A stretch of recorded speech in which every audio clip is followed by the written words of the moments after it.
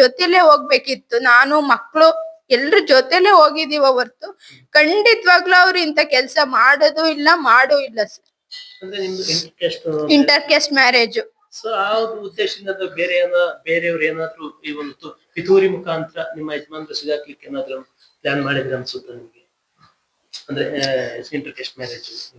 So ಆ ಉದ್ದೇಶದಿಂದ ಏನಾದ್ರು ಅದೇ ಇವ್ರು ತೀರಾ ಕೆಳಗಿನ ಜನಗಳು, ಇವ್ರಿಗೆ ಬಲ ಯಾವ್ದೂ ಇಲ್ಲ, ಇವ್ರು ಅದು ತುಂಬಾ ಬಡವರು, ಏನೋ ಮಾಡಿದ್ರೆ ಯಾರೋ ಒಬ್ಬ ಬಲಿಪಶು ಆಗ್ತಾನೆ ಅನ್ನೋ ಉದ್ದೇಶದಲ್ಲೂ ಮಾಡಿರ್ಬೋದು. ಓಕೆ, ನೀವು ರೀಸೆಂಟ್ ಆಗಿ ಈ ಮಹಿಳಾ ಆಯೋಗಕ್ಕೆ ತಾವು ದೂರು ಕೊಟ್ಟಿದ್ರಿ. ಅಲ್ಲಿ ನಿಮ್ಗೆ ಯಾವ ತರ ಮೇಡಮ್ ಅವರಿಂದ ಭರವಸೆ ಸಿಕ್ಕಿದೆ? ಖಂಡಿತ ಸಿಕ್ಕಿದೆ ಸರ್. ಏನ್ ಹೇಳಿದ್ರು ಮೇಡಮ್ ಅವರು? ಈಗ DNA ಚೆಕಪ್ ತಗೊಂಡಿದ್ದಾರೆ ಅಲ್ವಾಪ, DNA ಬರ್ಲಿ, DNA ಬಂದ ತಕ್ಷಣ ರಿಪೋರ್ಟ್ ನನ್ಗೆ ಹೇಳ್ತಾರೆ.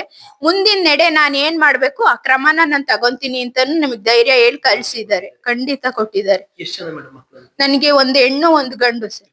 ಹೌದು. ಈಗ ಅಂದ್ರೆ ನಿಮ್ ಪತಿ ದೇವರೇನೆ, ಅಂದ್ರೆ ನಿಮ್ಮ ಯಜಮಾನ್ರೇನೆ ನಿಮ್ಮ ಕುಟುಂಬ? ನನ್ಗೆ ನನ್ ಮಕ್ಳಿಗೆ ಅವ್ರ್ ಬಿಟ್ರೆ, ಈಗ ನಾನು ಕೆಲ್ಸಕ್ ಹೋಗ್ತಿರ್ಲಿಲ್ಲ, ಮನೇಲೆ ಇರ್ತಿದ್ದೆ. ಈಗ ನನ್ಗ ಅವ್ರ್ ಬಿಟ್ರೆ ಬೇರೆ ಯಾವ ಆಧಾರನೂ ಇಲ್ಲ, ಬೇರೆ ಯಾರೂನು ಇಲ್ಲ ಸರ್. ಈಗ 2 ತಿಂಗಳಾಯ್ತು ನಿಮ್ಮ ಯಜಮಾನ್ರನ್ನ ಕಸ್ಟಡಿ ತಗೊಂಡು. ನಿಮ್ಗೆ ಜೀವನಕ್ಕೆ ಮತ್ತೆ ಹೇಗೆ ನಿಮ್ ಜೀವನದ ಪರಿಸ್ಥಿತಿ ಹೇಗೀಗ? ಅದೇ ಅತ್ತೆ ಮಾವ ಕೂಲಿ ಮಾಡಿ ಜೀವನ ಮಾಡ್ತಾರೆ. ಈಗ ಅವ್ರ ಜೊತೆನೇನೆ ನಂದು ಜೀವನ ಆಗ್ತಿದೆ ಸರ್. ಇವತ್ತೇನ 3 ಹೊತ್ತಿಂದ ಊಟದಾಗ್ಬೋದು, ಬಟ್ ನಾಳೆ ದಿನ ನನ್ ಮಕ್ಳು ಭವಿಷ್ಯ ಯಾರ್ ಸರ್ ನೋಡೋರು?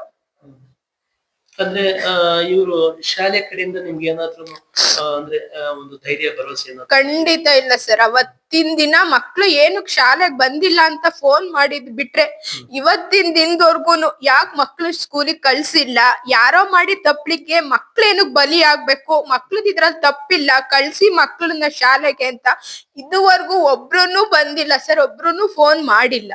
ಎಷ್ಟು ವರ್ಷ ಆಯ್ತು ಮೇಡಮ್ ನೀವು ನಿಮ್ಮ ಯಜಮಾನ್ರು? ಇದಕ್ಕೆ 4ನೇ ವರ್ಷ ನಡೀತಿದೆ ಸರ್. ಕೆಲಸ ಮಾಡ್ತಿದ್ದಾರೆ ಸರ್. ಯಾವುದೇ ರೀತಿ ಒಂದು ಆರೋಪ ಇರ್ಲಿಲ್ಲ? ಈಗ ನಾನ್ ಕೇಳೋದು, ಈಗ ಅವ್ರು ಇಂತ ಕೆಟ್ಟವ್ರೆ ಅಂತ ಗೊತ್ತಿದ್ರೆ ನಿಮ್ ಶಾಲೆ ಆಡಳಿತದಲ್ಲಿ ನೀವೇನಕ್ ಇಟ್ಕಂತಿದ್ರಿ?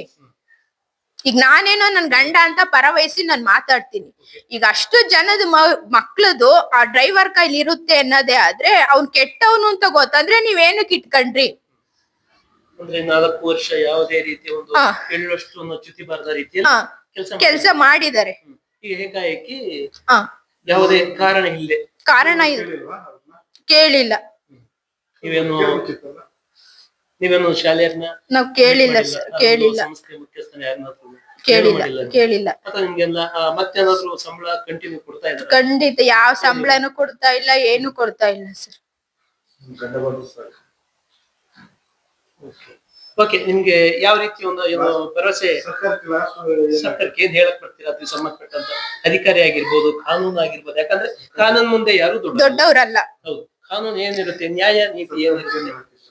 ಕೊನೆದಾಗಿ ಏನ್ ಹೇಳ್ತೀನಿ ಅಂದ್ರೆ, ನಾನು ಇದ್ರಲ್ಲಿ ಈ ಆರೋಪದಲ್ಲಿ ನಿಜವಾದ ತಪ್ಪಿತಸ್ಥರು ಯಾರು ಅದನ್ನ ದಯವಿಟ್ಟು ಕಂಡು ಹಿಡ್ದು ನನ್ಗ್ ನ್ಯಾಯ ಕೊಡ್ಸಿ. ದಯವಿಟ್ಟು ತಪ್ಪೇ ಮಾಡದೇ ಇರೋ ನನ್ ಗಂಡನ್ ಶಿಕ್ಷೆ ಕೊಡಿಸ್ಬೇಡಿ. ದಯವಿಟ್ಟು ನಿರಪರಾಧಿನ ಅಪರಾಧಿ ಅಂತ ಮಾಡ್ಬೇಡಿ. ನನ್ ಗಂಡನ್ ಉಳಿಸ್ಕೊಡಿ. ನನ್ಗೆ ಕರೆಕ್ಟ್ ಯಾರು ತಪ್ಪು ಮಾಡಿದಾರೆ ಅವರಿಗೆ ಶಿಕ್ಷೆ ಆಗ್ಬೇಕು ಅಷ್ಟೇ ನಾನ್ ಬೇಡ್ಕೊಳ್ಳೋದು. ಆಮೇಲೆ ನನ್ ಮಗಳು ಅದೇ ಸ್ಕೂಲ್ ನಲ್ಲಿ ಸೆಪ್ಟೆಂಬರ್ ಅಲ್ಲಿ ಬಿದ್ದಿರ್ತಾಳೆ.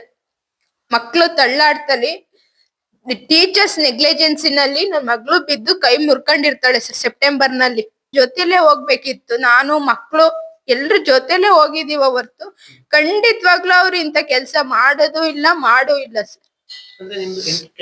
Inter caste marriage. ಸೊ ಆ ಉದ್ದೇಶದಿಂದ ಬೇರೆಯವ್ರು ಏನಾದ್ರು ಈ ಒಂದು ಪಿತೂರಿ ಮುಖಾಂತರ ನಿಮ್ಮ ಯಜಮಾನ್ರು ಸಿಗಾಕ್ಲಿಕ್ಕೆ ಏನಾದ್ರು ಪ್ಲಾನ್ ಮಾಡಿದ್ರೆ ಅನ್ಸುತ್ತೆ ನಿಮ್ಗೆ? ಅಂದ್ರೆ ಇಂಟರ್ ಕ್ಯಾಸ್ಟ್ ಮ್ಯಾರೇಜ್. ಸೊ ಆ ಉದ್ದೇಶದಿಂದ ಏನಾದ್ರು ಅದೇ ಇವ್ರು ತೀರಾ ಕೆಳಗಿನ ಜನಗಳು, ಇವ್ರಿಗೆ ಬಲ ಯಾವ್ದೂ ಇಲ್ಲ, ಇವ್ರು ಅದು ತುಂಬಾ ಬಡವರು, ಏನೋ ಮಾಡಿದ್ರೆ ಯಾರೋ ಒಬ್ಬ ಬಲಿಪಶು ಆಗ್ತಾನೆ ಅನ್ನೋ ಉದ್ದೇಶದಲ್ಲೂ ಮಾಡಿರ್ಬೋದು. ಓಕೆ, ನೀವು ರೀಸೆಂಟ್ ಆಗಿ ಈ ಮಹಿಳಾ ಆಯೋಗಕ್ಕೆ ತಾವು ದೂರು ಕೊಟ್ಟಿದ್ರಿ.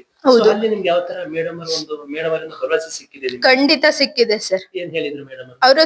ಈಗ DNA ಚೆಕಪ್ ತಗೊಂಡಿದ್ದಾರೆ ಅಲ್ವಾಪ, DNA ಬರ್ಲಿ, DNA ಬಂದ ತಕ್ಷಣ ರಿಪೋರ್ಟ್ ನನ್ಗೆ ಹೇಳ್ತಾರೆ. ಮುಂದಿನ ನಡೆ ನಾನ್ ಏನ್ ಮಾಡ್ಬೇಕು ಆ ಕ್ರಮನ ನಾನ್ ತಗೊಂತೀನಿ ಅಂತಾನು ನಮಗ್ ಧೈರ್ಯ ಹೇಳಿ ಕಳ್ಸಿದ್ದಾರೆ. ಖಂಡಿತ ಕೊಟ್ಟಿದ್ದಾರೆ. ಎಷ್ಟು ಜನ ಮೇಡಮ್ ಮಕ್ಕಳು? ನನಗೆ ಒಂದು ಹೆಣ್ಣು ಒಂದು ಗಂಡು ಸರ್. ಹೌದು. ಈಗ ಅಂದ್ರೆ ನಿಮ್ ಪತಿ ದೇವರೇನೆ ಅಂದ್ರೆ ನಿಮ್ಮ ಯಜಮಾನ್ರೇನೆ ನಿಮ್ಮ ಕುಟುಂಬಕ್ಕೆ ಆಧಾರ ನನ್ಗೆ ಅಲ್ವಾ? ನನ್ ಮಕ್ಳಿಗೆ ಅವ್ರ್ ಬಿಟ್ರೆ ಈಗ ನಾನುನು ಕೆಲ್ಸಕ್ ಹೋಗ್ತಿರ್ಲಿಲ್ಲ, ಮನೇಲೇ ಇರ್ತಿದ್ದೆ. ಈಗ ನನ್ಗ ಅವ್ರ್ ಬಿಟ್ರೆ ಬೇರೆ ಯಾವ ಆಧಾರನೂ ಇಲ್ಲ, ಬೇರೆ ಯಾರೂನು ಇಲ್ಲ ಸರ್. ಈಗ 2 ತಿಂಗಳಾಯ್ತು ನಿಮ್ಮ ಯಜಮಾನ್ರನ್ನ ಕಸ್ಟಡಿ ತಗೊಂಡು. ಹಾ ಸೊ ಸರ್. ನಿಮ್ಗೆ ಜೀವನಕ್ಕೆ ಮತ್ತೆ ಹೇಗೆ ನಿಮ್ ಜೀವನದ ಪರಿಸ್ಥಿತಿ ಹೇಗೀಗ? ಅದೇ ಅತ್ತೆ ಮಾವ ಕೂಲಿ ಮಾಡಿ ಜೀವನ ಮಾಡ್ತಾರೆ. ಈಗ ಅವ್ರ ಜೊತೆನೇನೆ ನಂದು ಜೀವನ ಆಗ್ತಿದೆ ಸರ್. ಇವತ್ತೇನ 3 ಹೊತ್ತಿಂದ ಊಟದಾಗ್ಬೋದು, ಬಟ್ ನಾಳೆ ದಿನ ನನ್ ಮಕ್ಳು ಭವಿಷ್ಯ ಯಾರ್ ಸರ್ ನೋಡೋರು?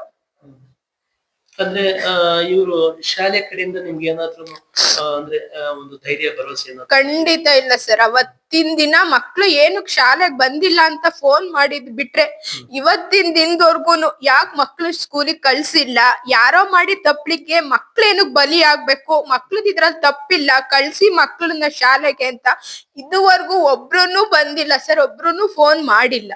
ಎಷ್ಟು ವರ್ಷ ಆಯ್ತು ಮೇಡಮ್ ನೀವು ನಿಮ್ಮ ಯಜಮಾನ್ರು ಇದಕ್ಕೆ 4ನೇ ವರ್ಷ ನಡೀತಿದೆ ಸರ್. ಸತತವಾಗಿ ಕೆಲಸ ಮಾಡ್ತಿದ್ದಾರೆ ಸರ್. ಇದುವರೆಗೂ ಯಾವುದೇ ರೀತಿ ಒಂದು ಆರೋಪ ಇರ್ಲಿಲ್ಲ? ಈಗ ನಾನ್ ಕೇಳೋದು, ಈಗ ಅವ್ರು ಇಂತ ಕೆಟ್ಟವ್ರೆ ಅಂತ ಗೊತ್ತಿದ್ರೆ ನಿಮ್ ಶಾಲೆ ಆಡಳಿತದಲ್ಲಿ ನೀವೇನಕ್ ಇಟ್ಕಂತಿದ್ರಿ?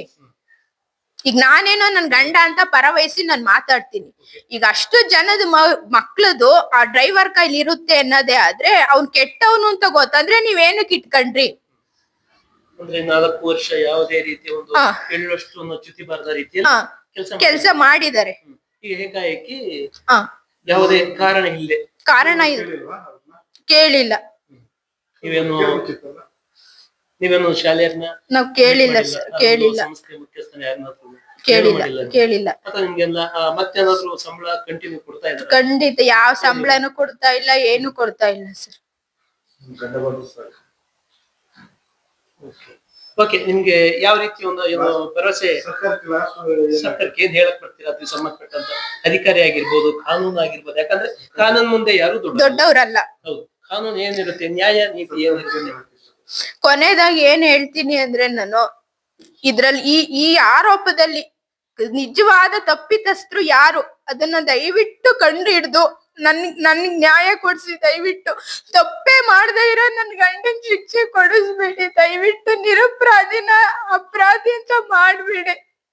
ನನ್ ಗಂಡನ್ ಉಳಿಸ್ಕೊಡಿ. ನನ್ಗೆ ಕರೆಕ್ಟ್ ಯಾರು ತಪ್ಪು ಮಾಡಿದಾರೆ ಅವರಿಗೆ ಶಿಕ್ಷೆ ಆಗ್ಬೇಕು ಅಷ್ಟೇ ನಾನ್ ಬೇಡ್ಕೊಳ್ಳೋದು. ಆಮೇಲೆ ನನ್ ಮಗಳು ಅದೇ ಸ್ಕೂಲ್ ನಲ್ಲಿ ಸೆಪ್ಟೆಂಬರ್ ಅಲ್ಲಿ ಬಿದ್ದಿರ್ತಾಳೆ. ಮಕ್ಳು ತಳ್ಳಾಡ್ತಲಿ ಟೀಚರ್ಸ್ ನೆಗ್ಲಿಜೆನ್ಸಿನಲ್ಲಿ ನನ್ ಮಗಳು ಬಿದ್ದು ಕೈ ಮುರ್ಕೊಂಡಿರ್ತಾಳೆ ಸೆಪ್ಟೆಂಬರ್ ನಲ್ಲಿ.